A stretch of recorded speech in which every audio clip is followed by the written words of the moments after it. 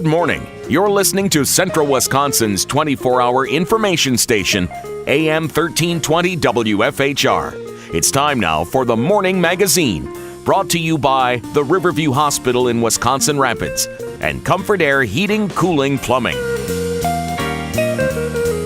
Now, with the Morning Magazine, here's Carl Hilke. Thank you, Jerry, and good morning, everyone, and welcome to today's show on AM 1320, as well as on the web at WFHR.com. We also welcome our friends, specifically Jesse from River Cities Media, who are digitally recording our discussion this morning for later broadcast on your favorite cable channel. Joining us in part one of today's show is Wood County Board Chairman Lance Pliml with his monthly update. Good morning, Lance. Thanks for the invitation, Carl. You're welcome, sir. Well, busy weekend. We were just talking about this past weekend in central Wisconsin. It was the place to be. You had the trap shoot over in the town of Rome, and then you had the state water ski show tournament. You were out there, and you couldn't have asked for better weather, and I guess the crowds turned out. Yeah, the stars lined up perfectly for this one. It was a fantastic weekend for all of central Wisconsin. I have relatives from the Oconomowoc area. They were up here 3 times over the weekend, 3 separate trips, with the water ski tournament going on, and that, 10 to 20,000, depending on who you listen to every day. Fantastic weather, a great tournament. Congratulations to the aqua skiers who finished second this year in their division, a huge move up. The beach was packed every day. The park system was able to handle that, and then we had the state trap shoot down in northern Adams County. The town of Rome brought several more thousand people to the area. So hotel rooms are at a premium from Wisconsin Rapids, Plover, Stevens Point, and you even alluded to earlier in just a conversation we had that you heard some people were staying as far away as Madison. So tremendously beneficial to central Wisconsin. Yeah, and I think we underestimate the power of that tourism dollar. I mean, restaurants and pubs and shops were busy this weekend. It is, and when I made that comment earlier about even having relatives who visited, they came up for the water ski tournament on Thursday. We're driving back and saw what was going on at the state trap shoot, made a return trip the following day, and then I think stopped out at the beach again that day, if I remember correctly, and then had done some business at the state trap shoot, so came back to purchase some more items the following day. So, those things bring people into the area, certainly drive our economy. Tourism is huge in our area, a vital part of our economy. And tourism requires an infrastructure, which means highways. And bada bing, huh? How's this for a professional segue? And Wood County Board did authorize bonding for highway work. Yeah, we were falling behind on some of that highway, the long range type repairs that need to be done. Originally, when these roads were built, they were not built to the specifications that handle today's heavier weights, higher levels of traffic. So some of the substructure of those roads is really inadequate to handle today's loads.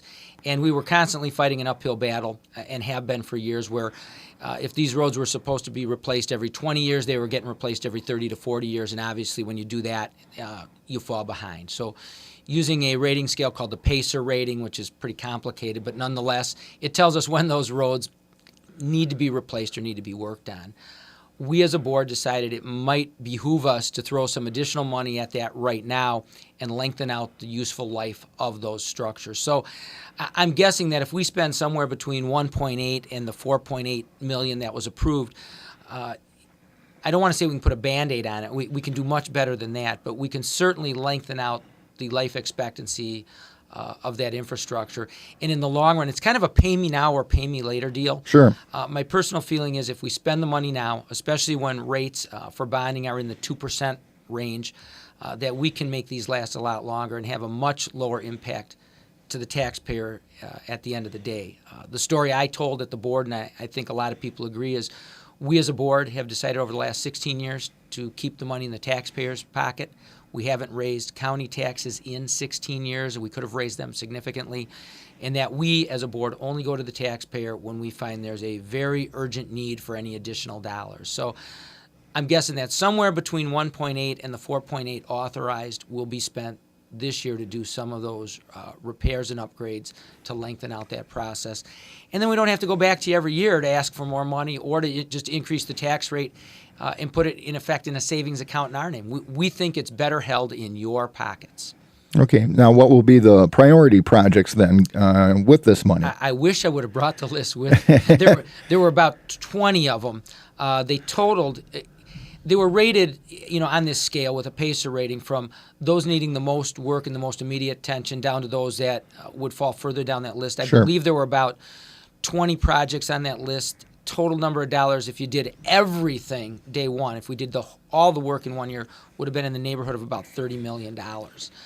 But with hopefully some additional state funding, some of the grant dollars available out there, and then us being able to expand or extend the life of some of those roads, we can make this work. I really don't remember the highways off the top of my mind. Like I said, there were about 20 of them. Okay. And I don't remember which were the most immediate. I think I remember Y being up there in that, and maybe County E, but they are rated. Okay, so it's rated. So there's a priority list, and the ones that need the most work right now will be the first ones. Absolutely. Those needing the most attention will get the work first.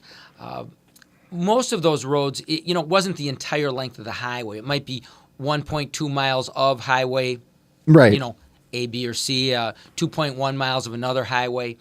And this is in addition to some of the ongoing upgrades and repairs that we have due to the frac sand heavy hauling. Those dollars can't be used across the county. They can only be used on those highways. These are to deal with, I would call it kind of the ordinary use of the highways, and we have not been getting money quick enough to do that. And part of that was not, the removal of the indexing of the gas tax. I'm, for one, for lower taxes, so I can't complain too much about that. But when things like that happen, we have more fuel-efficient vehicles. That's also good, but we still need ways to fund highway improvements. Will some of this work be done this year, or is this good? No, this will all be 2015 budget and 2015 work. This is strictly aimed at 2015. So even when we talked about some of those priorities, as we go through winter, some of those could change slightly, and something that might have been 5 on the list might jump to 1 or 2. I was just going to say, because if you're going to wait through the winter, if we have a rough winter again, that's going to have a really bad effect on those roads. Yeah, absolutely. And we also want to look at bridges and all of those other things. Infrastructure is extremely important, whether it's highways, whether it's communication. One of the things that we talk about when we have businesses looking to expand in this area, or even people looking to buy houses in this area, what does that infrastructure look like? Today's world, high-speed internet and access is extremely important, as well as the condition of the roads. And we've seen some pretty positive movement from an economic development picture in the area recently. There's been some fairly positive announcements.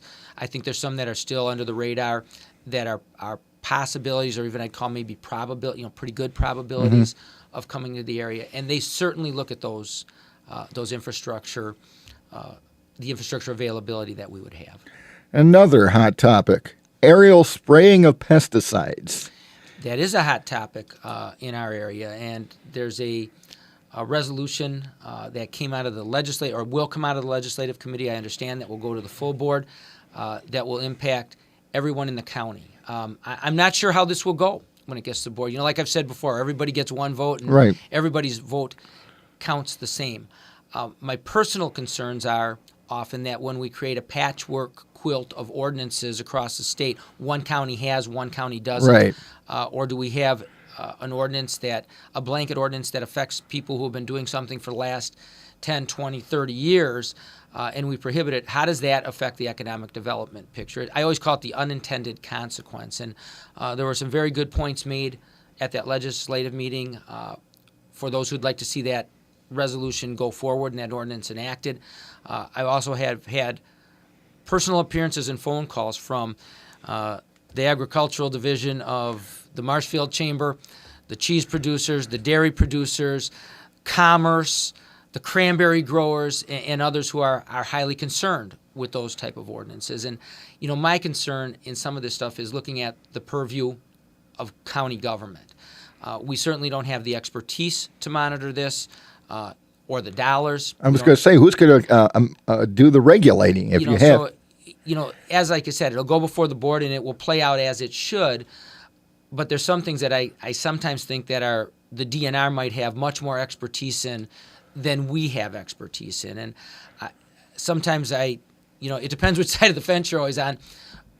But I find it ironic that I sometimes hear that the DNR isn't regulatory enough, because typically when I go to meetings, I hear that the DNR is much too aggressive in the regulatory. Yeah, that's usually the complaint I hear. So, it just depends what issue we're dealing with and probably who it affects. But there's some of these issues that I think that, whether it be the Department of Natural Resources or whether it be the EPA, if we're dealing with fugitive dust in the sand industry, whether, might be the Army Corps of Engineers if it deals with streams and runoff.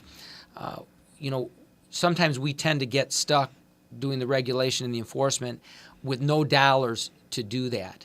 And then, how does this affect the guy with a 100-acre farm that's been doing this for very many years? So hopefully we'll get some real facts. I know there's another meeting coming up on August 6th, I believe, through the Conservation, Education, Economic Development Committee. Bring all the parties to the table. I know the DNR is in the middle of a very wide-ranging study on this issue. And sometimes I guess from my personal perspective, I like to see some of those things slow down and have the experts weigh in. I was going to say, if the DNR is doing a long-range study and looking at this from a state perspective, wouldn't it behoove Wood County and other counties to say, wait a minute, why don't we wait until they're done with their work and see if we can come up with a common sense approach to this? That's my personal perspective. Yeah. But like I said, it'll go before the board to find out, if our board wants to do something prior to that. I certainly don't have all the science at hand. There's anecdotal stories I've heard, on both sides. The real story's probably somewhere in the middle, and my personal feeling is the DNR is probably the authority on this particular issue and how that should be handled. Okay, so there'll be So that's an issue. It's a big issue. Like I said, it came out of the legislative committee. They will introduce it to the board. I understand, providing it meets, kind of the legal format and qualifications that it would be required to meet to be run as if we're going to adopt a resolution or pass a resolution and adopt an ordinance. I want to make sure that if that did happen, that it's legal and enforceable. So would this become as a referendum to the public, or would this just be adopted by the board? One of my feelings out there is, I always appreciate all the input we can get from all the experts, but frankly, people out there elect you to make those really tough decisions. And typically board members, no matter what board you sit on, should take the time to really research the issue, to talk to everybody and make those decisions. My concern sometimes when things go to referendum, especially if they're not a fiscal impact, let's say if we're not spending your taxpayer dollar, that the public out there should expect those elected officials to really do the homework on this at a much deeper level than something that may be worded vaguely or inappropriately in a referendum question. So an ordinance like this is a little different than when we go out to the public and say, we want to borrow $50 million to build a jail, let's say. By the way, we're not building a jail, but just, something to that effect. So I hope our people do their homework. They look at the background on this. They listen to the experts. And then I guess, like you mentioned earlier, if it was my way, I guess I'd probably wait till the state weighed in on the whole process. It seemed to me that would be the prudent thing to do, and keep everybody at the table and say, we're not burying this. We're going to keep on talking about it, but let's wait until the experts come in with real data. Right, because I don't have any real. Like I said, I see the anecdotal evidence on both sides. I see pictures from both. I hear the rosiest story from both, and I'm venturing a guess that there's probably a middle ground on this, and I would prefer to wait for the middle ground if it was just me. But again, I get one vote. That's right, you're one vote. 19. Okay. If you're just joining us on the Morning Magazine, welcome. We're getting our monthly update from Wood County Board Chairman Lance Pliml. Okay, you mentioned voting, and there's been some requests for referendums too. Things like minimum wage, Obamacare, what have you. Wood County's not the only county. There's other counties faced with this. Your perspective on that when counties are asked to hold referendums on issues of statewide importance? Again, personally, I don't like that. I don't think it's our purview. There's a certain scope of regulation in government that each level should deal with. I'm sure everybody out there has personal feelings on that, but again, they elect their state representatives and their federal elected officials to make some of those decisions. The worst thing you could do, I guess asking for the referendum is one thing, but when they start to enact pockets of those rules and regulations, it really handcuffs the local economy. I've seen some areas where they've adopted a local minimum wage. Well, frankly, if I'm a business and I was going to locate in Wisconsin Rapids and they had that regulation, I'm probably not coming here if I can go to Plover or Marshfield or somewhere else. So when those kind of rules and regulations are addressed, I like to see it addressed at a much higher level than that patchwork quilt you end up with the other way. Those people, like I said, you got to go to the polls. You have to look at what they stand for, where they probably stand on those issues. But it's one of those things that I guess you could put dozens of referendum questions on a ballot. Look at the state of California. There's an perfect example. But what happens is, we adopt a resolution. We take a tremendous amount of time from our corp counsel, who's busy with other things. And there's a lot of counties that have corp counsel and 3 or 4 or 5 assistants. Pete Kastenholz, our corp counsel, is one of the best out there, and he basically works alone in that office. And when he takes time to do these things that I think sometimes arrive at the state, they look at him and say, it's an advisory referendum. I have a feeling they get crumpled up, Thank you so much. Yeah, and into the waste container because we don't really have any authority to do anything. So sometimes, I personally look at those and say, it's feel good. But at the end of the day, what does it really accomplish? And frankly, we have a lot of things in Wood County that we could be dealing with on a daily basis that really affect the resident right here. And so I don't see us ever adopting something that surrounding communities or surrounding states don't, because it puts us at a huge competitive disadvantage. And like I said, I've had the chambers, the manufacturers and commerce, WEDC, all of the people involved at a much higher level say, what in the world are you doing? So, I personally question it. Okay. That goes into, you said, things that affect Wood County residents. The long-range building plans for Wood County, that's the ongoing study that's going on. Where are we in that process? And what's coming together? That does affect us. We have needs that have occurred over the years. And one of the things I want to make, I'd really like to bring forth is, the county's not looking at adding staff or necessarily adding space because we're trying to build an empire or a kingdom here. We've actually gone from somewhere around 950 employees to some under 700 through efficiencies over the last number of years. We've actually shrunk the size of government. But in today's world of especially technology, running fiber and cable and being able to address those issues, the space needs of some of the equipment that we have, it's driven the need for some additional space. And if we are going to add some space, I think it would make sense for us to add it, to co-locate it with the other facilities we have. Sure. When we put people, this just makes sense. I mean, think about how many times you out there think about running the grocery store and you say, you know what, I'm going to wait till I'm going into town for something else, and I will do that. It saves money, it saves time. We look at those same things when we do those time studies, when we look at efficiencies. If we're putting people in cars and running them from other locations into the courthouse to do business, we're wasting precious time. And from a county's perspective, human resources, that human part of the equation is our greatest cost. So if we can have those people in one place, it makes a tremendous amount of sense. Not only from time, but even liability and cost. Every time we don't put somebody in a car and have them driving somewhere, it reduces our risk. So long range, I think if any facility is built, it will certainly be done in a downtown location. Second to that, we have some immediate concerns in the courthouse that need to be addressed. We have a courthouse that is 60 years old, roughly. Obviously, the people who did the planning then did a pretty good job, because over the 60 years, there have been a few upgrades, but it has served us well for 60 years. But we need to do some changes there in, the HVAC systems, with the plumbing. That stuff's 60 years old, all of its old cast, with communications, with security. As the world has changed, those are other things that will need to be addressed. So my guess is that we have somewhere between $5 and $6 million of somewhat immediate upgrades that need to be done. Some of those are ADA requirements, that have come into play in the last certainly in the last 10 to 20 years, but certainly since the courthouse was built back then. We have a single elevator that serves the courthouse most of the time very well.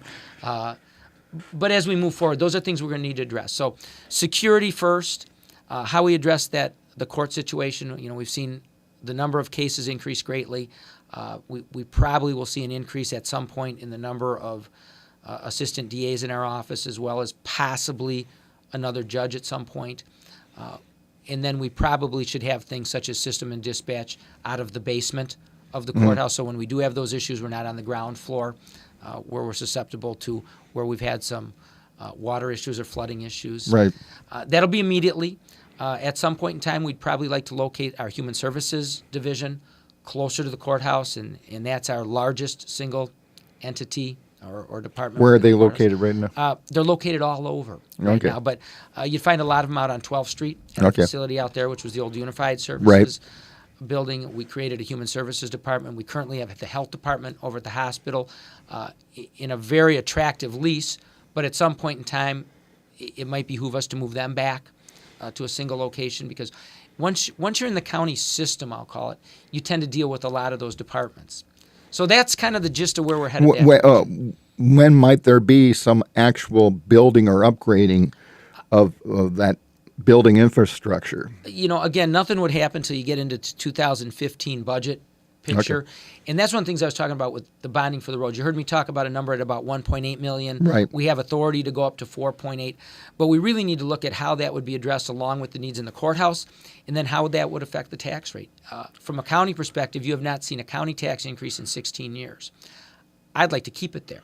I was going to ask you, how's this going to affect your budget? It would affect the rate to some extent, a penny here or a penny there.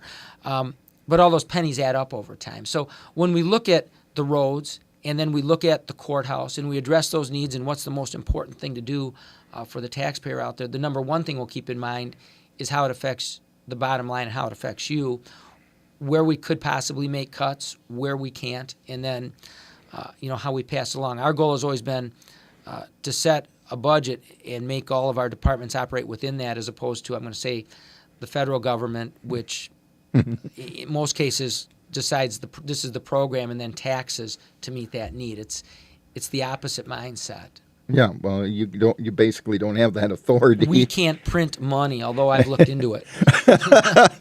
And I guess the final word is on the budget. Then, obviously, you're into the budget season. So, how is this affecting everything? What's it looking like? That's going to play out really the end of this month and early into next month. We start the budget hearings in very early September, that first week of September. We'll have those departmental budgets coming in the next week or two, where we look at their needs, and then we sit down and we prioritize. And for the last 16 years, knock on wood or for Mike or whatever I got here, we've been able to deal with that. I've always said at some point, it can't go to zero, and at some point we may need to ask the taxpayer for a few more dollars. But I think from what we've done historically, you're going to find that we're not going to ask for it if we really don't need it. Okay. Well, as always, we appreciate your time and appreciate the update, and we'll talk to you next month. Thanks, Carl. Okay. Wood County Board Chairman Lance Pliml wrapping up part one of today's edition of the Morning Magazine. As always, it's brought to you by Riverview Medical Center. With you, it's personal and Comfort Air.